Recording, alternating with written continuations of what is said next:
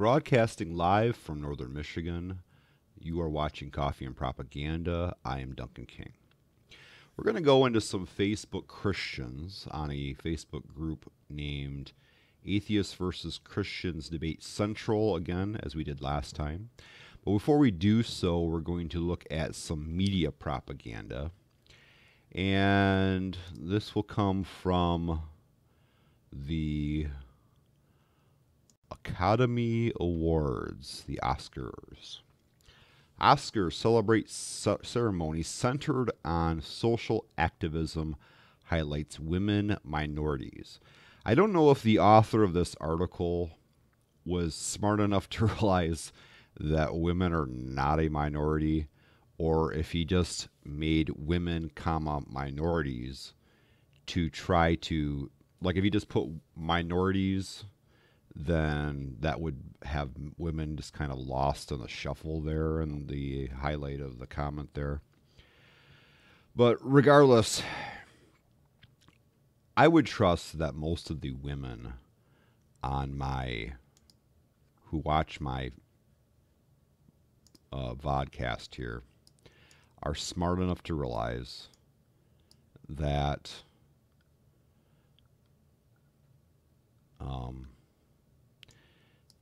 that the focus of the Oscars on this kind of crap, on women's issues, is totally about getting viewers, getting ratings. Studies have shown, advertisement studies, that when you tell women how wonderful they are more likely to tune in. The ratings are going to go up as far as your female audience goes. All of daytime TV is based upon this premise. From 7 a.m. to 4 p.m.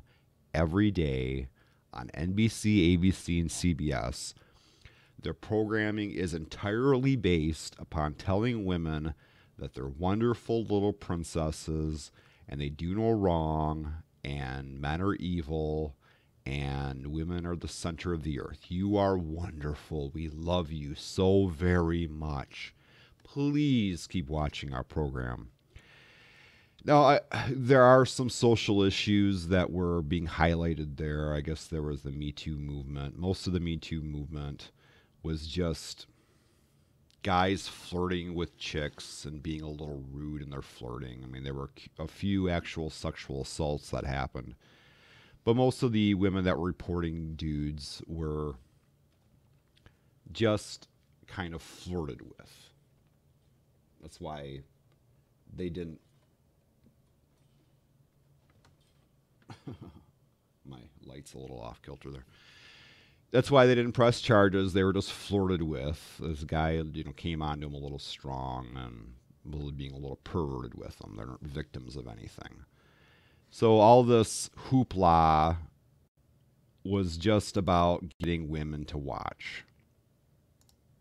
It's just a proven fact that all media analysts know this. If you base your programming and your content on your television show on telling women that they're wonderful, they're more likely to watch. All TV shows and daytime TV and elsewhere that have this message said over and over and over and over again get large female audience. You have a large female audience, have large female viewers, have high female ratings. And that's all this is about.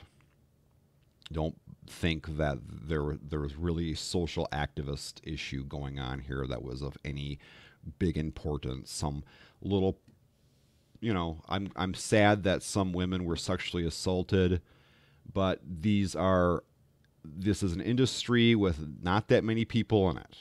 This is not representative of America. This is some Hollywood actresses, and the fact that most women are not, that the women might be unrepresented among directors and television producers. Go to your local high school and just check out how many women are in the fucking AV club or are in the TV productions class. they're underrepresented there too, because men tend to be more interested in filmmaking. It just tends to be a more masculine thing that guys are into. So the fact that we don't have that many female directors that win Oscars and are big stars is just a result of the fact that women are not as interested in that subject or in that art form as men tend to be. So they're underrepresented in the Oscars because not as many of them become successful at it, because not as many of them are interested. It's the same thing with their underrepresentation in Congress. People are just as likely to vote for a woman as a man, and people are just as likely to see a movie made by a woman as they are by a man, or to give a high score or give an award to a female filmmaker as a male filmmaker. They don't do it as often because not as many women are interested in those things. There just aren't as many female directors because not as many women are interested in female directing. And not as many women run for office, so we don't have as many women in Congress and things like that. But they're just as likely to win if they do run. And women are just as likely to get an award if they make a film. They just don't do it as often. So just don't buy into the hype, women. I mean, I'm guessing most of the women who watch my program again are smart enough to see through this kind of nonsense. This Oscar celebration of women is just, they've learned that this is how they get you to watch shit, by telling you how wonderful they are. Advertisements on television is the same thing. Any kind of thing that they sell to women, they tell you how wonderful they are, and it works. They can get women to buy a product that is the same exact product that they sell to men. A lot of companies can. Simply by telling you how awesome you are. You are so awesome that you deserve to be pampered. So you'll buy this product that's worth $2, that costs $2 more than the male version of the product, whether it be a hygiene product or jewelry or whatever. And it isn't worth any more than that, any more than the male product, but you'll buy it because they keep telling you how awesome you are and you deserve it. And telling you you're deserving and how awesome you are will make you a more rambunctious, more active consumer. People who think they deserve more will buy more. So it's good for marketers, it's good for advertisers. Again, I'm trusting that most of the women who watch this program are smart enough to see through this stuff. So let's go to, that being said, let's go to Facebook Christians. This is the group the Facebook group Atheists versus Christians Debate Central. This is a Facebook group where there are a lot of Christians. A lot of them are foreign, but it's a pretty heavily populated group, some 18,000 members, which is fairly good for a Facebook religion group. Facebook Christians are interesting to me in the sense that I can understand why atheists spend a lot of time talking about religion or talking about Christianity, because we are products of a Christian culture. But when Christians spend all their time trying to engage in atheists, it seems like a cry. What's going on, I think, most of the time is they're having a personal, I don't know what you would call it, a crisis of faith, I think. And the atheists there are just the targets of their crisis. They're just unleashing their personal doubts upon them. It's really just about doubt. Because why else would you focus a lot of attention on atheists? We're this little ineffectual minority group in America. We're about 8% of the population. We have no power whatsoever. This is not an atheist culture. So why do Christians, so many of them, at least on the internet, focus their attention on us? Another odd thing is when you find groups that are just generally about religion, you will find that the Muslims and the Christians will never rebuke each other or argue against each other. They'll only argue with the atheists. There are so many more Muslims and Christians in the world than there are atheists. But when you have atheists around, the Muslims and Christians just ignore one another and spend all their time criticizing atheists. It's just obvious, to me at least, that most of their activities in that regard are just trying to convince themselves that God exists or that there are supernatural deities. And the atheists in that situation are just they're the brick wall that they're shadow boxing against in their doubt, that they're trying to exercise their doubt with. I don't know, it's kind of hard to explain, but it's a weird psychological phenomenon. It doesn't make any sense for them to really feel threatened by us. We're nobody. We have no power at all. Anyway, let's go to the first post here. First one is by a gentleman named Anthony Ferguson. Anthony Ferguson says, "Atheists, you claim that morals are subjective. So let me ask you, if your daughter take prostitution as way of living, then is it okay to you?" I'm expecting an honest reply from these atheists. Well, these atheists will give you honest replies unless your question's a little too stupid. This one's kind of stupid. I think it's about a 4 on the stupid scale. It's not quite a 10, so it doesn't give me much to make fun of. Not that I would only feature Christians on here or believers on here just to mock them. I try to educate my audience about things instead of just trying to mock people. But anyway, to answer your question, Anthony Ferguson. So if my daughter took prostitution as a way of living, would it be okay for me? I don't have a daughter. I have a son, which is even a better example because most people would be more disturbed, actually, if their sons were prostitutes. So let me imagine. My son is a prostitute. Would that bother me? Yes, it would bother me because it's not a very fun profession. It's a very dangerous profession. It's very harmful psychologically for him. It'd be something that I worry about him a lot, being out there, having strange men touching him and things like that. My son is an LGBT. So, but anyway, yes, I would worry about him. I don't think because of some puritanical moral system. It's just because it's not a very good profession that you'd want your children to be in, just because it's dangerous. It tends to be psychologically damaging. Not for everybody. I mean, there are certain people that can be prostitutes and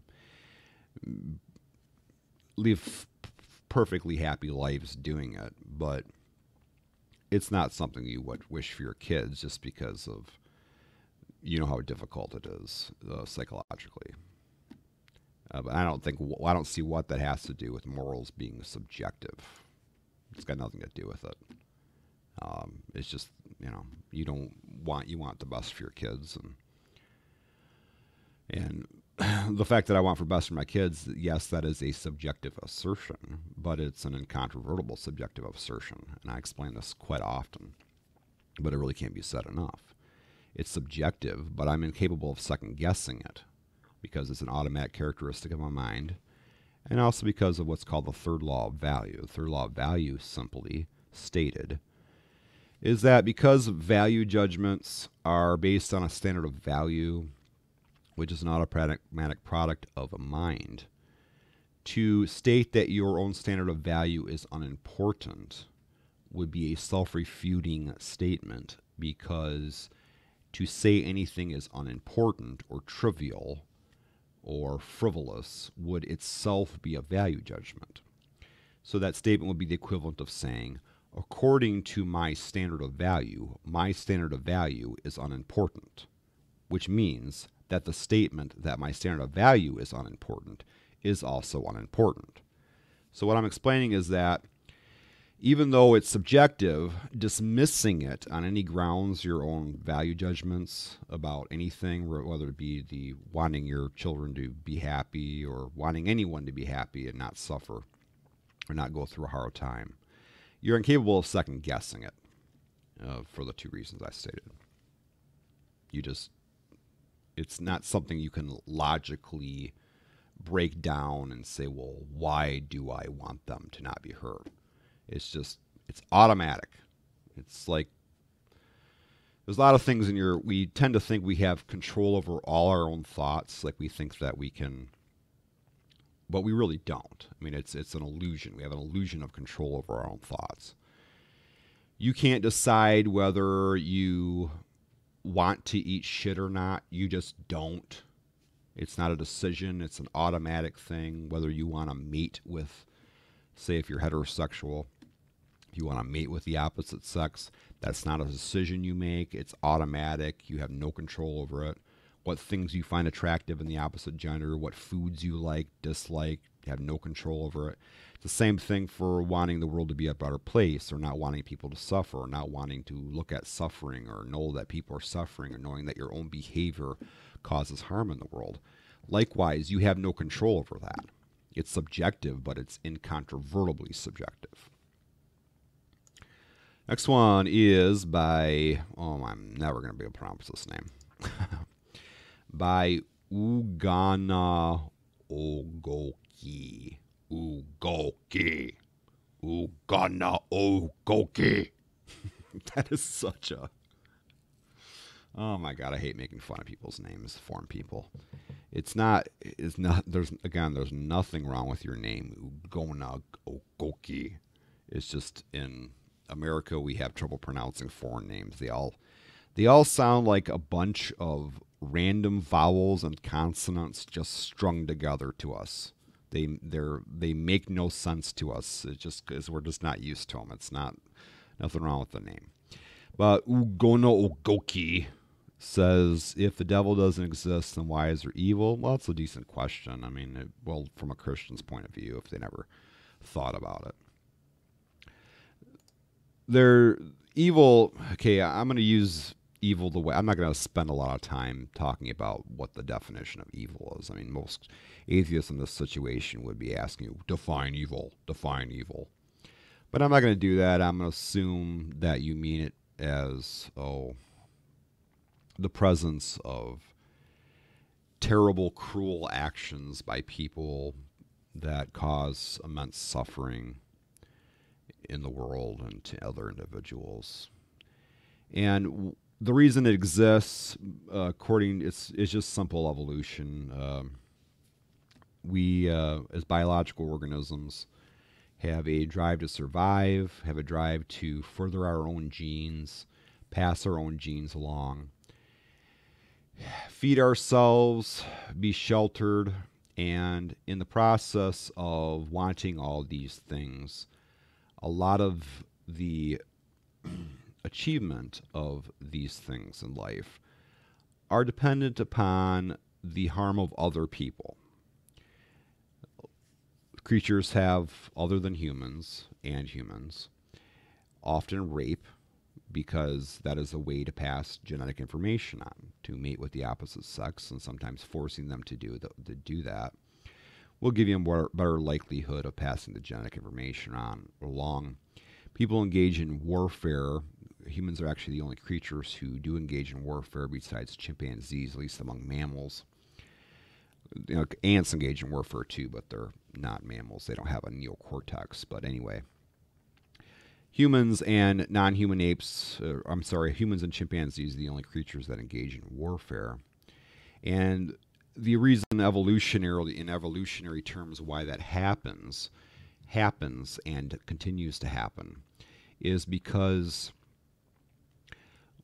when humans are hunter-gatherer species, they're really hard on the land. For most of our development and history, we would walk around from place to place, and we use up a lot of resources when we move around and forage for food and hunt. So rival groups, if they're in the same territory, they just can't coexist. So for most of humanity, we've just been killing other creatures, other tribes of humans or humanoid creatures that were somewhat similar to us. No two creatures that are sister species, which means that they're like lions and tigers are sister species. Um, Grizzly bears and brown bears are sister species. Sister species can't coexist in the same place because they utilize a lot of the same resources. They fill the same evolutionary niche. So whenever sister species run into each other, often the instinct of them is to fucking kill each other. So this is a lot of the cause also of prejudice, racism. We see people who look different than us, and the immediate reaction that we have in our brains is to dislike that person. This is basically because of the fact that sister species can't coexist. So sister tribes too. It's the same, even on a racial basis, people who look different than you, that look different than your own tribe, they fill the same evolutionary niches your group does, but they're in the same place at the same time, which is a problem for your group, is a problem for your tribe. So people back then couldn't coexist. Now, it's not an issue anymore so much because now we have civilization. We grow our own food. We have pasteurization and herbalization. We grow food and we pasteurize animals, so we can actually coexist in the same land. But regardless, even though we have civilization, we're now civilized creatures, we have an evolutionary legacy of being more primitive, and our brains still act based on a lot of these primitive urges and primitive instincts, you could say. And this is the cause of some of the issues I just talked about. I mean, it could go into any kind of thing that human beings do normally that is harmful. Sexual jealousy. We want to possess our partners, so that's our mating tie. And if we know that our partner is mating with other people, it makes the children that we help her raise a trick, because potentially another man, we could be potentially raising the children of other men, because historically they didn't have ancient peoples didn't have pregnancy tests.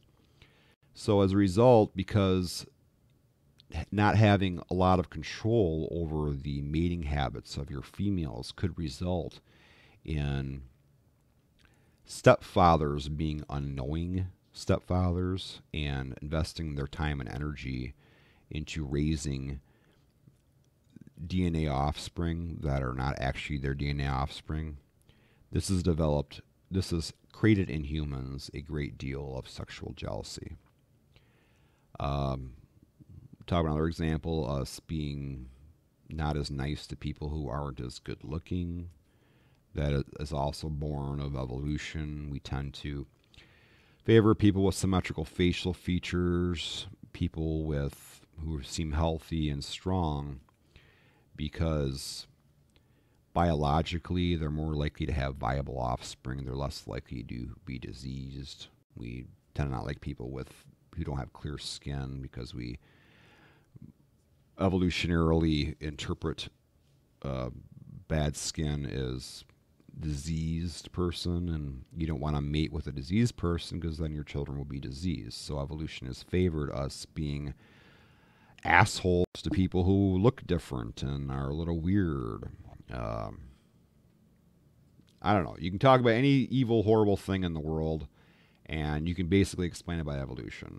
As it's often said, I think Neil Shubin was famous for saying this, nothing in biology makes sense except in the light of evolution. The reason there's evil in the world is because we have primitive instincts that we second guess now because we're symbolically interactive, which means that the development of language has given us the ability to think of our own behavior abstractly. So while we have these primitive instincts, we also are able to second guess them. Civilization gives us the ability, and language gives us the ability to second guess our own behavior. So this is why we have, say, what Freud would call the id and the superego. We have, on one hand, primitive instincts that we are able to recognize as harmful. So we see this as kind of a good side and bad side of humanity. Christians and believers have interpreted this as the battle between the devil and God, or the angels and the demons, or good and evil, etc. There's a readily available psychological and evolutionary explanation for it all, which I just gave you. And it makes a heck of a lot more sense. And it's a lot more tangible than talking about some supernatural forces that control us. Next one is Scott Pawlicki. That's an American name. It's just a little different. Scott Pawlicki. From El Paso, Texas. And Scott Pawlicki says, think about it. I have no idea if this is a Texas accent. All Southern accents sound the same to me. But, okay, here's my Texas accent. Think about it. If God did not exist, the Bible would never have been written. I guess the viewers can tell me how terrible it is for a Texas accent. I don't know if that is actually how they sound in Mississippi or Alabama. I have no clue. I mean, all Southern accents sound the same to me, but if God did not exist, the Bible never would have been written. This is a pretty dumb answer, dumb statement, Scott. I mean, if human beings had created a book and claimed that it was written by God, it would say exactly what the Bible says. It would claim, number one, that anyone who doubted it would be tormented by the gods or be destroyed by the gods. The gods wrote this, and anybody, if you don't believe it, then you're going to be destroyed by the gods. Isn't that exactly what we would expect humans to put in there if humans made up gods and made up a book and claimed that gods wrote it?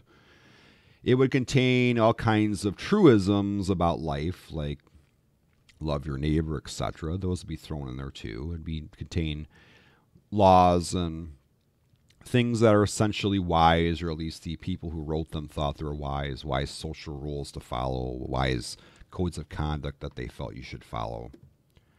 It would contain prophecies about the future. They would try to use this idea that they were inspired by the gods to think that they can predict the future and things like that. They would try to control people through that kind of mechanism. They would come up with stories about how the universe began or how the earth began, and they'd put their own cultural customs, beliefs about those kinds of things in there. The Bible contains exactly what you would expect it to contain if it was created by people. The statement, it's the best example of this is the statement if a fool, what's the damn verse? I'm tired today. A fool has said in his heart there is no God. They are all abominable and they do no good. Wouldn't that be exactly what you would expect to find in a book written by someone who doesn't want you to doubt what he's saying? He would say that everybody who doesn't believe in it is a fool. I mean, every single writer on earth says that. Oh, all people who disagree with me are fools. So yeah, I mean, I don't even know why you.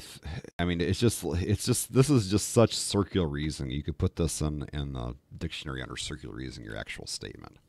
God didn't exist. The Bible never been written because God wrote the Bible, and it wouldn't exist if God didn't write it because God wrote it.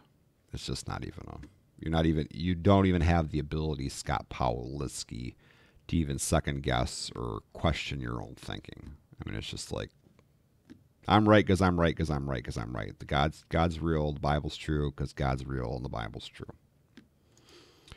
Next one is by Abdul Namid Abukabar. Abubakar.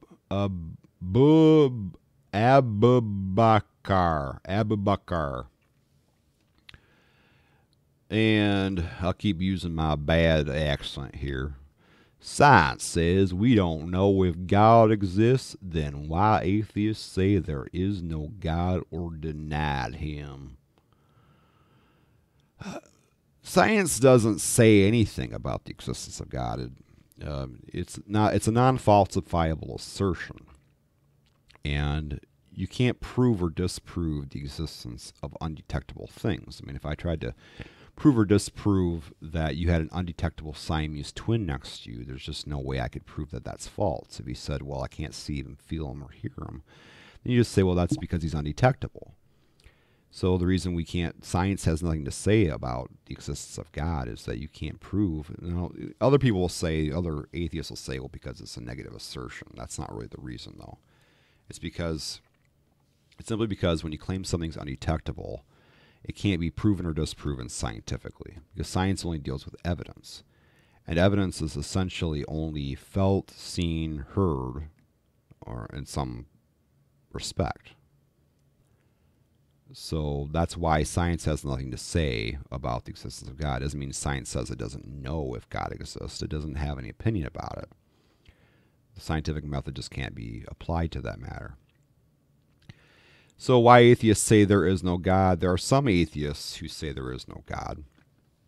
But I think what you seem to think here is that atheists, the central belief of all atheists' life is science. There's more to thought than just scientific thought. There's also philosophy. There's also debunking religions by thinking of the end result of their claims, their theology, and analyzing them, and things like that. But atheism specifically is not specifically the belief that there is no God. Now, there are a lot of atheists who do believe there is no God, but atheism specifically, it used to be that dictionaries disagreed on this, but now they're all in agreement. Webster's and Oxford are in agreement that an atheist is a person who disbelieves in gods, or in other words, as I would put it, an atheist is a person who is unconvinced there is a God. It doesn't necessarily mean that person believes there is no God. So it's really the reason they don't believe there is a God is because it hasn't been proven. Science has nothing to say about it, but that's kind of irrelevant. Anything that hasn't been proven, they don't believe. That's kind of more the thinking of existentialists or critics. They only believe things that are proven, and anything else that's not proven, they basically just ignore it. Or, maybe some things times you can prove things personally yourself, but that's not really what this sort of claim is. The claim of theism is that a God exists external to us, and we should be able to detect him in some way. And obviously we can't, and it hasn't been proven, so we don't believe it. But science doesn't have anything to say about it, because it can't disprove it. We just believe in the existence of gods because it hasn't been proven, not because it's been disproven. Yeah. It's like the Russell's teapot. I could explain I'll explain Russell's teapot. And I like to explain this in my own little way. I have my own version of the Russell's teapot analogy. There's some astrologers going over some charts. Astronomers. I'm tired today. There's some astronomers going over some charts. They're talking about all matters of astronomy. When suddenly a mechanic bursts in the room and he says, hey, there's a teapot orbiting the area between Mars and Venus. Put it in your charts. And one of the astrophysicists says, tell me where the teapot is so we can observe it with our telescopes. The mechanic says, don't bother. You can't see it because it's too small for your telescopes to detect it. But trust me, it's there. I feel it with my heart. Then the astrophysicist says, okay, well, thank you for your time. The mechanic asks, well, are you going to put it in your charts? And the astrophysicist says, no. Frankly, if we can't prove the teapot exists, then we're going to assume it doesn't, and we're not going to put it in our charts. So that's basically how the atheists think about the existence of God. It hasn't been proven to exist, so they're not even going to consider that it does. I mean, they just believe what's been proven. If it hasn't been proven, then they dismiss it. Next one is Danver Simmons. He says atheism is just a lack of belief in God, says the atheist with the atheist profile and background pic. Odd how just a lack of belief in God has such a strong subculture. Well, atheists are somewhat, at least American atheists, are somewhat subject to a phenomenon called the stepbrother effect.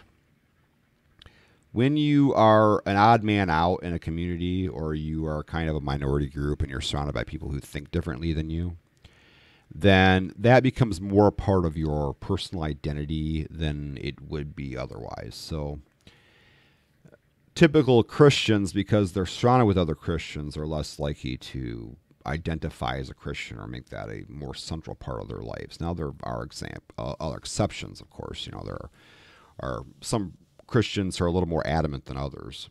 But the majority of Christians are just like, hey, I'm a Christian. Not a big deal to them, mostly just because it isn't central to their identity in the way that atheism is to a lot of atheists. Some because they're different from people around them. For instance, studies have shown that if you're a boy and you grow up in a house full of girls, you're more likely to exaggerate your own masculinity in some respect. Because being a boy is more part of your identity because you grew up around women, a lot of women. Me personally, I grew up in a house full of men. I have two brothers, and father lived with us. And I had a mother there, but because I was surrounded more with, it was a more male-dominated household, I didn't think much about the fact that I was a man. When I looked in the mirror, I didn't think, hey, there's Benjamin Duncan, the boy. I just would think of myself as a person. But if I lived in a house full of girls, I'd be more likely to look in the mirror and say, hey, there's Benjamin Duncan, the boy. Same thing if you were like a white person who went to an all-black school or something, or a black kid who went to an all-white school. The fact that you were black and you were surrounded by white people would be more part of your identity because it's what makes you different than other people. Or it's a easily identifiable thing that makes you different than other people, so it becomes more part of your identity. We all have an identity. We all have things about ourselves that we think of ourselves as unique. These are my characteristics that make me who I am. But if there's some kind of external thing that makes you unique, you're going to pay more attention to that than otherwise. It's called the stepbrother effect. What was I going to say? So the reason that atheists would self-identify more as atheists than a lot of Christians were is just because they live in communities that are surrounded by Christians. So when they look in the mirror, they think that's an atheist. It just becomes more part of their identity than otherwise. And also because with a lot of the atheists, what made them atheists was a great interest in religious matters. They pondered those kind of things more often than a lot of other people do. And through the pondering of religious matters, they deconverted. So why would they, once they deconverted, why would you just expect that interest would just stop? Simply because they don't believe it anymore. No, the interest is just going to continue. They have a different answer now. They have, when you ask them if God exists, they have a different answer. But just because their answer changed doesn't mean they're not going to be interested in the question anymore. That seems kind of a silly ethic or silly code of etiquette to expect them to just stop talking about it. And, also because we live in a Christian culture and religion affects everything in our lives. It affects the way politicians make laws. It affects people in our community. It affects people who hire us, fire us. We're surrounded with it all the time. So it's not just a thing out there. Christianity it's part of the fabric of America. It's part of our own heritage, our own culture. So it's something we're going to comment on a lot. As I said in the opening, it makes no sense for a believer to be interested in atheism. Atheists being interested in religion makes total sense. But believers being interested in people's atheism makes almost no sense because we have no power. We're ineffectual. Most of the time, you don't even know we're around because most of us never even are out of the closet as far as our openness in public, as far as being an atheist. You never see us. We have no effect on laws or anything. And you're the majority, so the stepbrother effect is not a factor with you. So why do you give a shit about atheism? That's the weird thing there. Again, as I said before I began talking about these memes, the only way that makes sense is if your whole activity in engaging atheists is just about trying to convince yourself that Christianity exists. And I think that's really why you do this. Next one is James Cassell. How do you justify homosexuality on an evolutionary level? That's a very difficult question. On an evolutionary level, you're going to find a lot of people have difference of opinion of this, even among evolutionary biologists and a lot of atheists. A lot of them will say that homosexuality serves some kind of function for lowering population levels in certain situations. In my personal opinion, that doesn't really make a lot of sense to me. I could go into a long explanation for why that doesn't make a lot of sense to me. But I don't personally subscribe to that idea. I would say that homosexuality is more of a variant that just happens. It happens because when the melting pot or the mixing bowl or whatever that of genomes and DNA inside of a mother's body, when sperm and egg are joined together, it's a crapshoot. And in that crapshoot, you can get a boy who inherited his mother's attraction to men.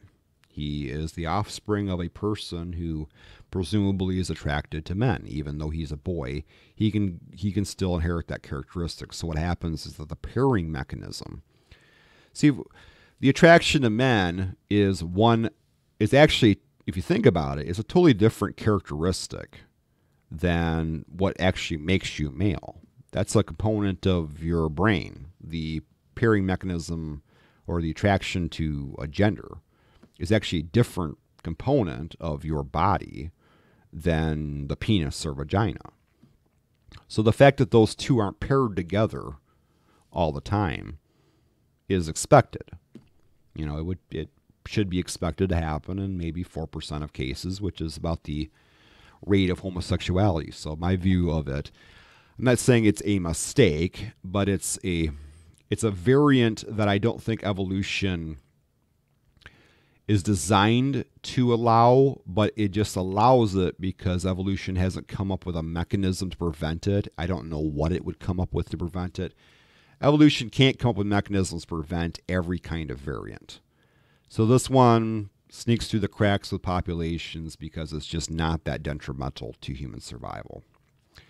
Gay people can still have offspring. I mean, they just, usually in cultural communities, there's a demand for them to fuck women, and that's kind of what's kept them fucking women all this time. We've had the hatred of homosexuality.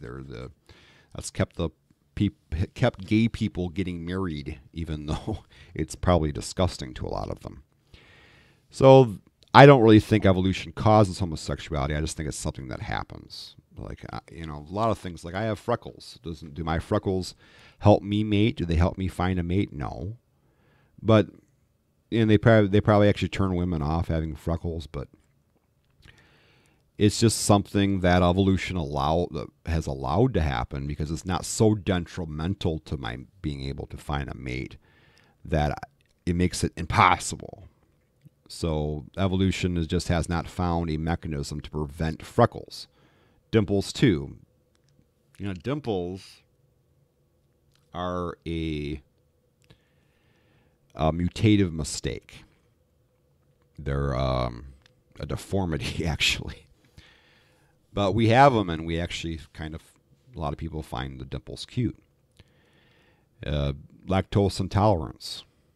It's not a desirable thing, but it occurs. It's just not that harmful to our survival that our bodies have found mechanisms to completely prevent the prevalence of lactose intolerance. Now, is homosexuality a disorder like lactose intolerance? It's a variant. It's a you got to choose your words carefully here. I don't want to call it a disorder. Right? It's more of it's an aberration that I don't think biology has evolved intentionally. It's more of an aberration that happens that is acceptable, is not harmful, so the proper attitude to deal with homosexuals is to be tolerant of their behavior and to encourage them to be as happy as they can and live their lives the way they best they can live it. Just like my lactose intolerance, encourage me to live my life the best I can live it, even though, I can't drink milk. Don't say, hey, you got to drink milk like the rest of us. Because that's what, what's the purpose of you going around not drinking milk? What's the freaking point of that on an evolutionary level? There's no point of that on an evolutionary level. I just happen to be born unable to process lactose. Leave me alone. I can't drink the lactose. I don't, it's going to make me, it's going to give me it's going to make my butt itch. I'm going to get a hemorrhoid. If I drink milk, it's like I sit down on the toilet. You know how people throw up and then they start dry heaving after they throw up too much? I dry heave out my butt. That's what a lactose reaction does to me. I shit so much that I start dry shitting. It's kind of hard to explain, but it's not a pleasant experience. But anyway, don't make me drink milk just because, it's the same thing with homosexuality. Just because it's not, it might not be something that biology has in mind. It doesn't mean it's something that we should force them to be something they're not. They're not heterosexual. They are who they are. Next one is, that's it. Back to the bitches again. I'm not going to call these women bitches. They're probably, I'm not sure I even know who all those women are. No, that one right there is, oh, her name's not on the screen.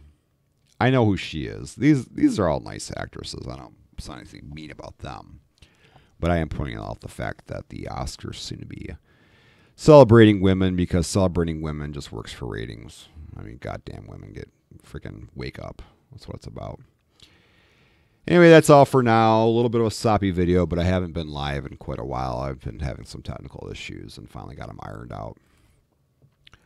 So subscribe to my channel if you want to see more of this, whatever this is. I hope hopefully the next video will be a little more smooth than this one. And thanks for watching.